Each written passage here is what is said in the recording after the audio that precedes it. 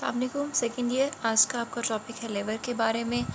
अब हमने जो है वो लिवर का रोल पढ़ना है एक्सक्रीशन के अंदर, कि वो किस तरह से एक्सक्रीशन में हेल्प कर रहा होता है। हालांकि हमने आज तक पढ़ा कि किडनीज़ जो हैं वो एक्सक्रीशन का काम करते हैं, लेकिन आज हम देखेंगे कि लिवर भी एक इंतहाई इम्पॉर्टेंट रोल प्ले कर रहा होता है किडनीज़ के साथ मिलकर एक्सक्रीशन के अंदर बॉडी को साफ़ करने का काम बहुत अच्छे से कर रहा होता है। अच्छा जी, इसके अलावा भी इसके बहुत सारे फंक्शंस होते हैं, उनको हम वन बाय वन डिस्कस करेंगे। मेजर जो इसके फंक्शंस आते हैं वो किस किस चीज़ के अंदर आते हैं। लिवर जो है हमारा, वो बॉडी की मेटाबॉलिज़्म के अंदर हेल्प कर रहा होता है, यानी कि बॉडी के अंदर उसने देखना होता है कि कौन से रिएक्शंस करवाने हैं, कैटाबॉलिक हैं, एनाबॉलिक होते हैं। तो ये मेटाबॉलिज़्म बहुत अच्छे तरीके से करवा रहा होता है, ब्रेकडाउन को देख रहा होता है, इसने ब्रेकडाउन करवानी होती है, इसने चीज़ों को फॉर्म करवाना होता है। इसके अलावा ये होम्योस्टेसिस प्रोवाइड करता है बॉडी को। अब होम्योस्टेसिस क्या चीज़ होती है कि बॉडी की इंटरनल कंडीशंस जो हैं वो आपने नॉर्मल रखनी है। इसके अलावा ये सपोर्ट प्रोवाइड करता है किडनीज़ को। ये वाला जो रोल है ये हमारे इस चैप्टर के हिसाब से इम्पॉर्टेंट है कि it provide support to the kidneys by दो तरीक़ों से ये सपोर्ट प्रोवाइड कर सकता है, डिटॉक्सिफिकेशन से भी और नाइट्रोजनस वेस्ट प्रोड्यूस करवा कर भी। अब डिटॉक्सिफिकेशन हम किसको कहते होते हैं?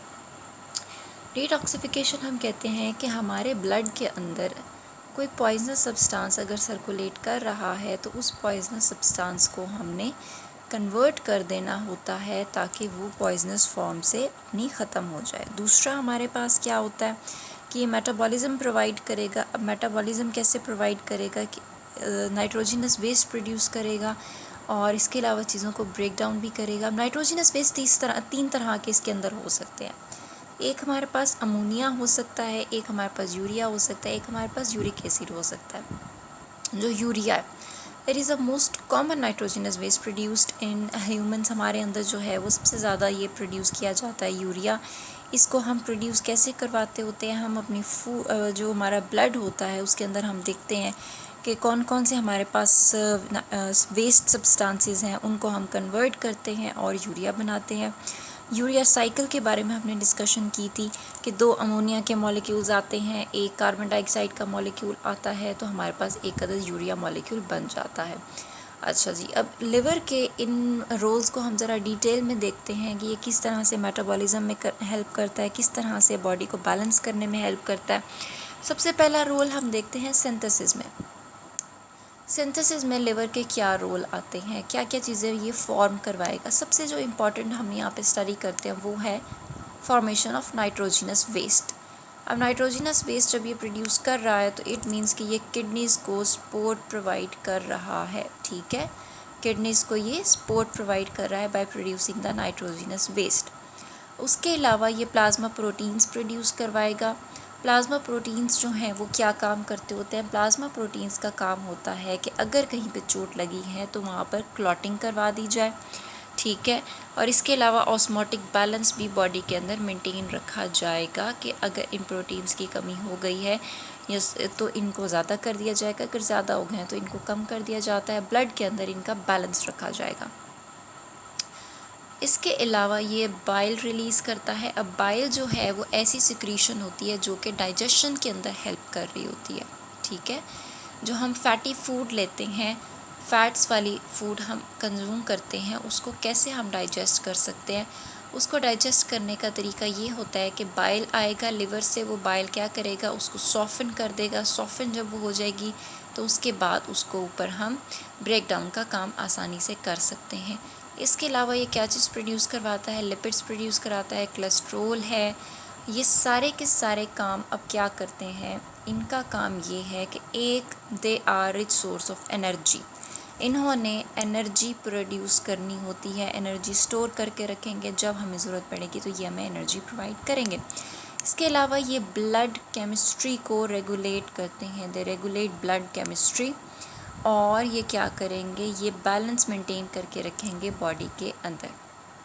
ठीक है, जैसे मैंने आपको पहले बताया कि प्रोटीन्स भी जो हैं वो बॉडी के अंदर बैलेंस का काम करेंगे, लिपिड्स और कोलेस्ट्रॉल वगैरह भी बॉडी के अंदर बैलेंस का काम किया करते हैं। इसके अलावा स्टोरेज आ जाती है। किस किस चीज़ की स्टोरेज इसके अंदर आ जाती है? ये आयरन को स्टोर करेगा, ये ग्लाइकोजन को स्टोर करेगा।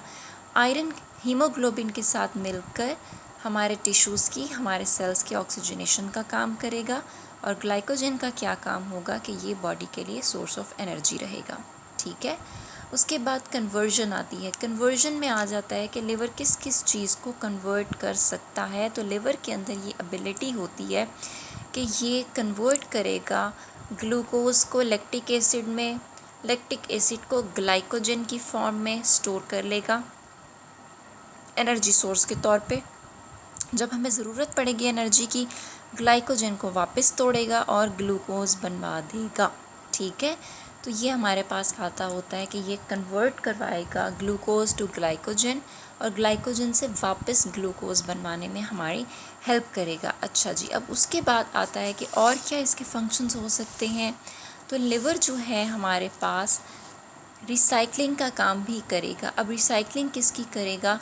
जो हमारे ओल्ड रेड ब्लड सेल्स होते हैं, पुराने, जो कि वर्किंग में नहीं आते, जिनका काम ख़त्म हो चुका होता है, उनका टाइम स्पैन पूरा हो चुका होता है, उनको ब्रेक डाउन करके और उनके जो प्रोडक्ट्स हैं वो रिलीज़ कर देगा। वो प्रोडक्ट्स हम नए वाले सेल्स बनाने में हेल्प करते हैं।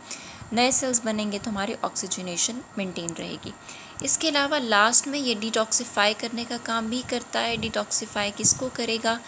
हमारी फूड के साथ अगर कोई हार्मफुल केमिकल हमारी बॉडी के अंदर चला गया है तो ये उसको भी ब्रेक डाउन कर देगा, उसको भी कन्वर्ट कर देगा, और किडनीज़ फिर उसको बॉडी से बाहर कर देंगे। अच्छा, अब लिवर के अलावा, किडनीज़ के अलावा कहा जाता है कि स्किन जो है वो भी हमारी बॉडी के अंदर थोड़ा बहुत ये वाला काम करने में हेल्प कर रही होती है।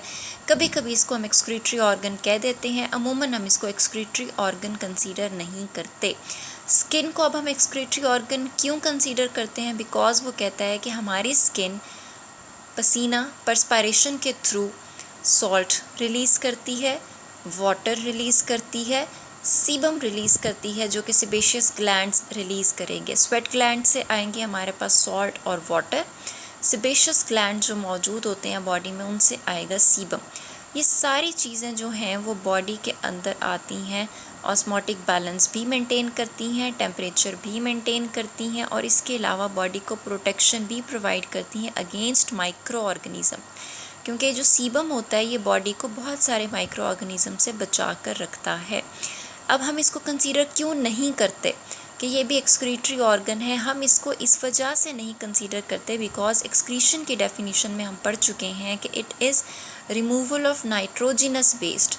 नाइट्रोजन कंटेनिंग सब्सटेंसेस की जो बॉडी से एक्सक्रीशन होगी उसको हम सिर्फ कंसीडर करते हैं। तो ये हम स्किन को as an excretory organ consider नहीं करते हैं। नेक्स्ट टाइम हम नेक्स्ट टॉपिक स्टार्ट करेंगे जो कि हमारे पास आ जाता है किडनीज़ का यानी कि यूरिनरी सिस्टम, एक्सक्रीटरी सिस्टम को हमने इन डिटेल स्टडी करना है।